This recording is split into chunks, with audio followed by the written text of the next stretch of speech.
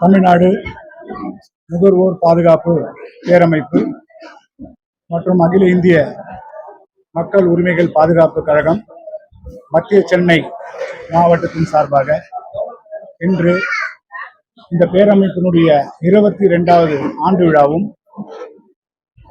தேசிய நுகர்வோர் தின விழாவும் சாலை பாதுகாப்பு போக்குவரத்து வார விழாவும் சைபர் கிரைம் விழிப்புணர்வு முகாமும் இன்று சென்னை வேப்பேரியில் உள்ள ஒரு தனியார் மண்டபத்தில் இன்று நடைபெற்றது. இந்த கூட்டத்தின் வாயிலாக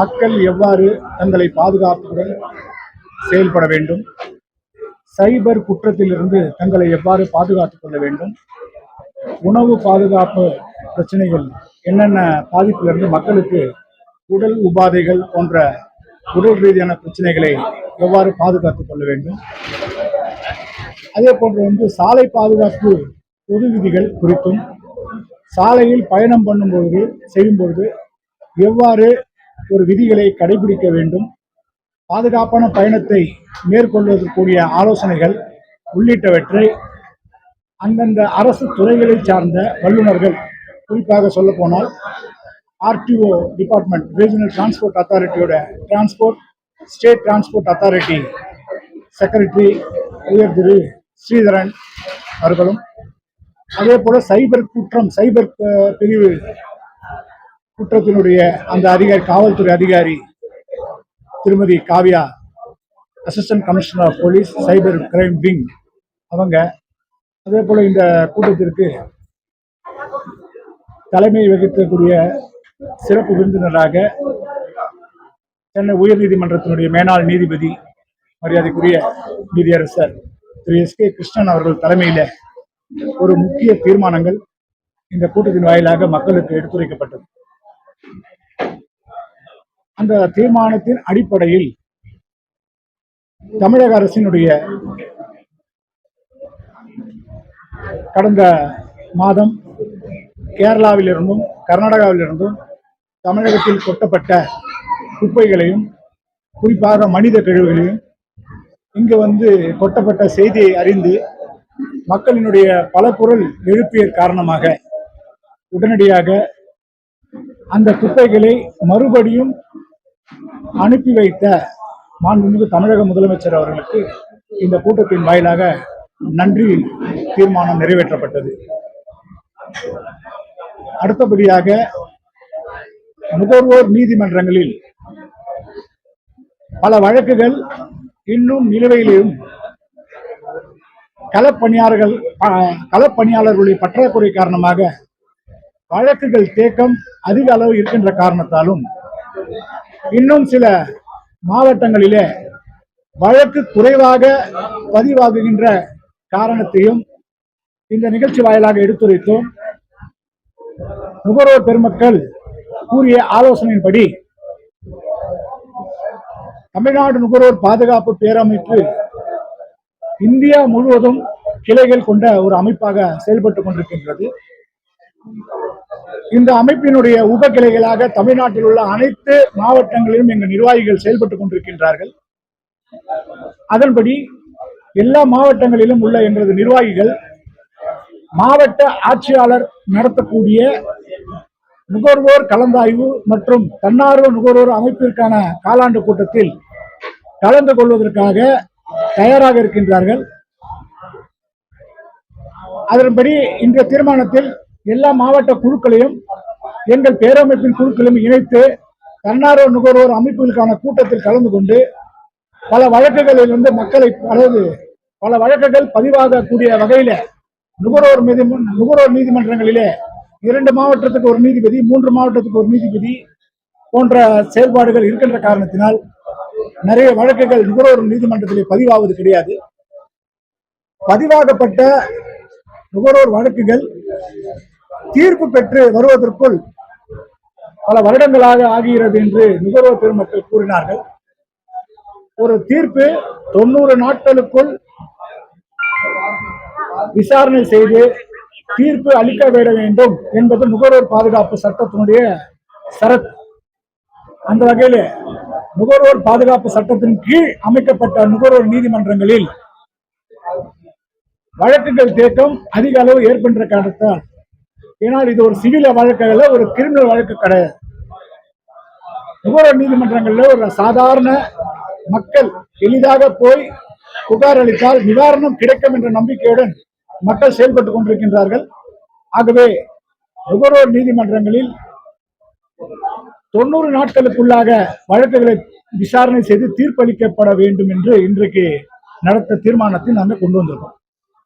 இரண்டாவது, நுகர்வோர் பாதுகாப்பு உணவுப் பொருள் மற்றும் நுகர்வோர் பாதுகாப்பு துறையில் துறை ரீதியாக 2 அமைப்புகளும் ஒரே அமைப்பாக செயல்பட்டுக் கொண்டிருக்கிறது. தமிழக அரசின் உணவுப் பொருள் வழங்கல் மற்றும் நுகர்வோர் பாதுகாப்பு துறை. இந்த 2 துறைகளும் ஒரே துறையாக செயல்பட்டுக் கொண்டிருக்கின்ற காரணத்தினால மக்களுடைய பிரச்சனைகள் அவ்வப்போது தீர்வு எட்டப்பட வேண்டும் என்ற நோக்கிலே நாங்கள் இந்த கூட்டத்தின் வாயிலாக இந்த 2 துறைகளும் வெவ்வேறு துறையாக பிரிக்கப்பட வேண்டும், நுகர்வோர் பாதுகாப்பு துறையை நுகர்வோர் பாதுகாப்பு ஆணையமாக மாற்ற வேண்டும் என்று நாங்கள் இன்றைக்கு தீர்மானம் நிறைவேற்றிருக்கின்றோம்.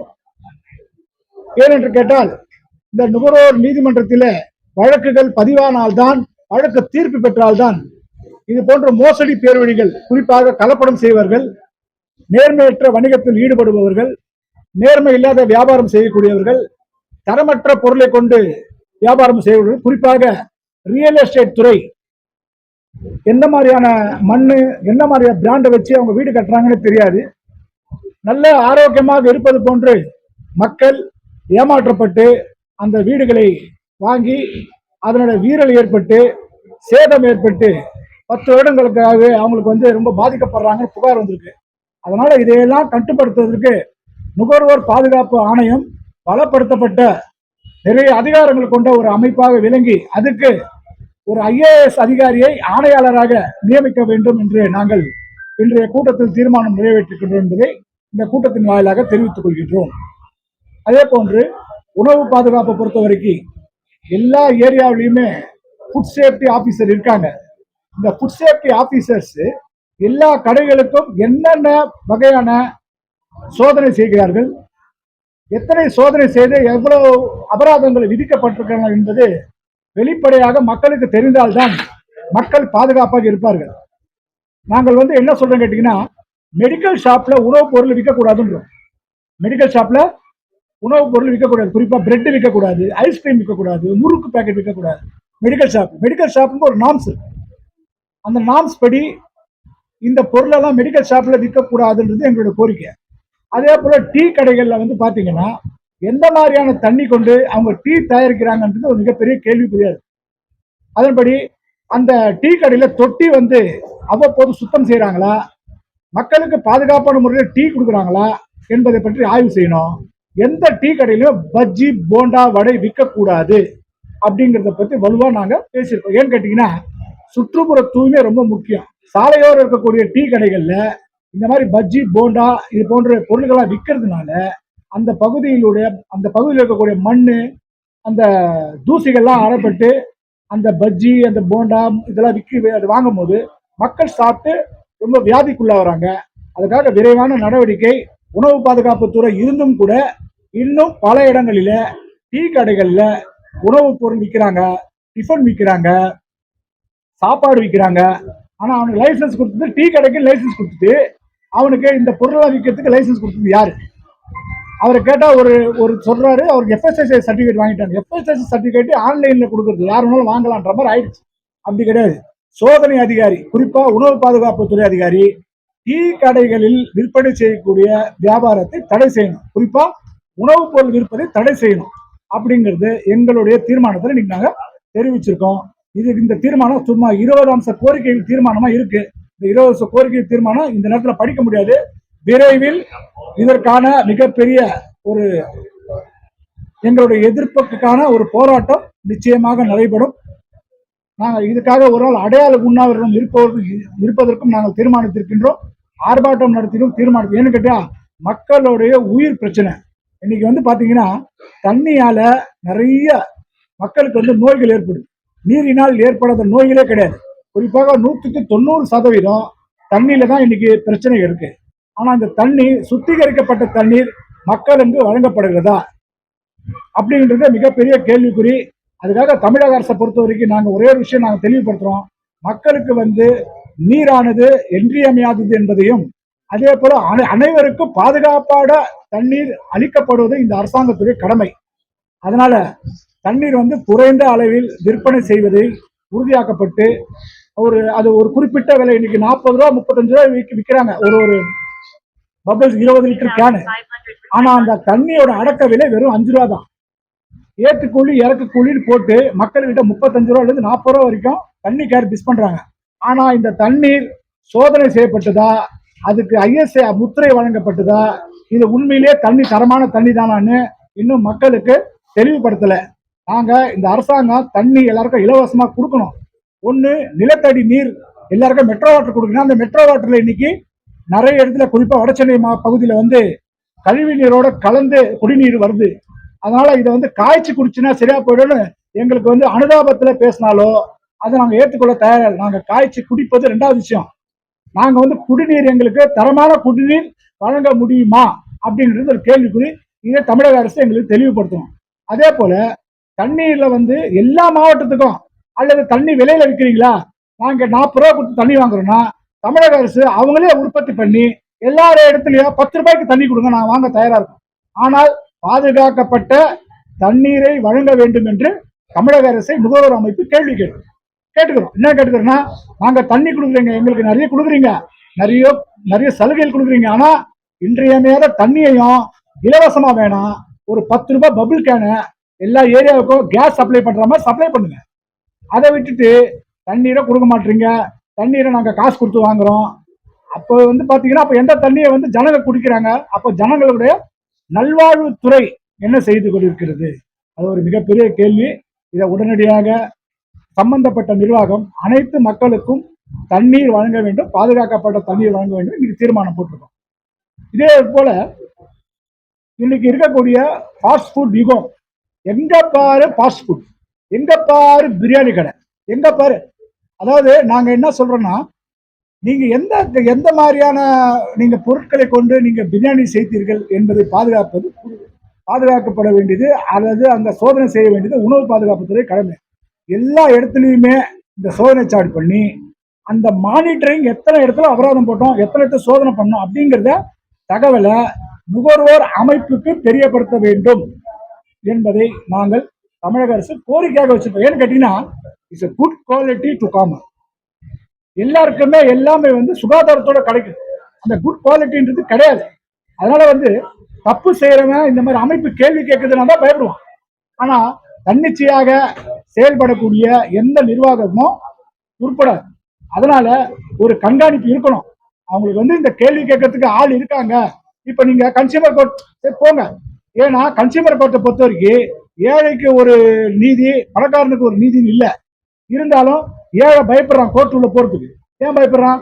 செலவினங்கள், அட்வொகேட் ஃபீஸ், பேப்பர் ஒர்க், இதெல்லாம் பண்ண தயாரா இல்லை.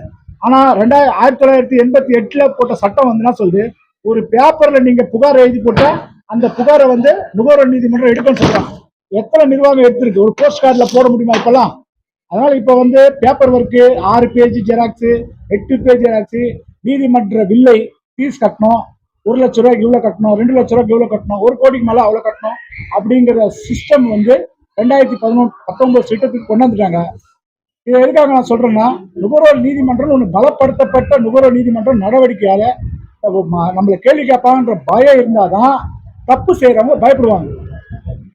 அதனால தப்பு செய்யறவங்களை கேள்வி கேட்க ஆள் இல்லைன்னா அவங்க இஷ்டத்துக்கு என்ன வேணாலும் ஏற்றுவாங்க, என்ன வேணாலும் பண்ணுவாங்க. விட்ட சாக்கடை தண்ணியில கூட இன்னைக்கு சமையல் செஞ்சு போகக்கூடிய சூழ்நிலை தான் இன்னைக்கு இருக்குது. அதனால வந்து எல்லாருக்கும் உணவு கொடுக்குறீங்க, ரூபாய் கொடுத்துதான் காசு கொடுத்தா பொருள் வாங்குறாங்க கன்சியூமர்ஸ் வாங்கக்கூடிய பொருள் தரமான இருந்தாதான் அவங்க சாப்பிட்றவங்க, குழந்தைங்க சாப்பிடுது, பெரியவங்க சாப்பிடுறாங்க. அப்ப அவங்களோட உடல்நிலை பாதிப்பு எந்த அளவுக்கு ஏற்படுது நம்ம இங்க இருந்து பேச முடியும். இப்ப டீ வந்து தரமான கொடுக்குறாங்க, நான் டீ சொல்லிட்டேன், எந்த தண்ணியில டீ கொடுக்குற, எந்த பால்ல நீ பாலை போடுற. முன்பெல்லாம் பாத்தீங்கன்னா எல்லா கடையில வந்து எந்த நர்சஸோ இல்ல அந்த டீ தூள் கம்பெனியே போடுவான். ஆனா இப்போ டீ தூள் கலக்கிறதுக்காக ஒரு பொருளோட இன்னொரு பொருளை சேர்த்து டேஸ்ட்டை இன்க்ரீஸ் பண்றாங்க. அதை நாங்க 2-3 இடத்துல கேட்டோம், என்ன டீ தூள்ல போடுறீங்கன்னு. அதுக்கான சரியான பதில் இல்லை. அதனால தமிழகத்தில் உள்ள எல்லா டீ கடைகளும் விலையேற்றினாலும் கூட 15 ரூபான்னு போட்டா கூட தலையெடுத்து நுகர்வோர் வாங்கிதான் ஆகணும். நாங்க என்ன சொல்றோம்னா, நான் 15 ரூபா கொடுத்து டீ குடுக்குறேன், 12 ரூபா கொடுத்து டீ குடுக்குறேன், 10 ரூபாய் கொடுத்து டீ குடிக்கிறேன். ஆனா நீ கொடுக்கக்கூடிய டீ என் உடல் உபாதிக்கு ஆரோக்கியம் ஏற்படுமே தவிர என்னுடைய ஆரோக்கியத்துக்கு கேடு ஏற்படக்கூடாது என்பதற்காக இதை உடனடியாக அரசாங்கம் எல்லா உணவும் இங்க டீ கடன் இல்ல, எல்லா உணவு சமைக்கும் கூடத்திலும் விரைவான ஒரு சோதனை செய்ய வேண்டும். சோதனை அறிக்கையை தமிழக அரசினுடைய அங்கீகரிக்கப்பட்ட நுகர்வோர் அமைப்புகளுக்கு தெரிவிக்கப்பட வேண்டும் என்பதை எங்களுடைய வலுவான கோரிக்கையாக அமைந்திருக்கின்றது. இது தமிழ்நாடு முழுவதும் எல்லா மாவட்ட ஆட்சித்தலைவருக்கு சுற்றறிக்கையாக அனுப்ப வேண்டும் என்பது, எல்லா மாவட்டத்திற்கு உணவு பாதுகாப்பு துறையும் மாவட்ட ஆட்சியாளருக்கு சோதனை செய்த அந்த அறிக்கையை, அபராதம் விதித்த அறிக்கையை மாவட்ட கலெக்டர்களுக்கு சமர்ப்பிக்க வேண்டும் என்பதை தெரிவிச்சு.